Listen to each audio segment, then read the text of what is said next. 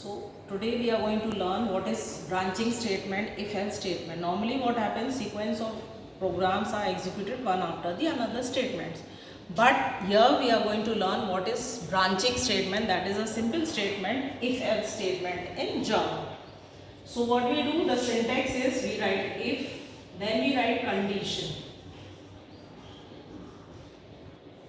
And we don't put semicolon here.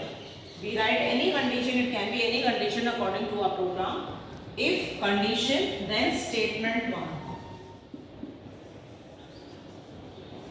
Else statement 2.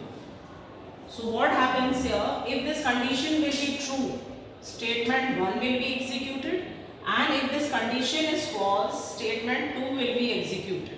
So I will give you a simple example. If A is greater than B, system out println, system dot out dot println A, else system dot out dot println B.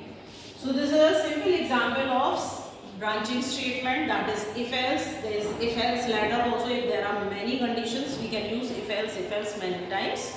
So here we have seen what if A value is suppose 7, B value is 12. So if A is greater than B, in this case 7 is not greater than 12, so it will not come here. Condition is false, so it will come to else part and it will print value of B. So this is a simple example of if-else statement. Many programs can be done using if-else statement.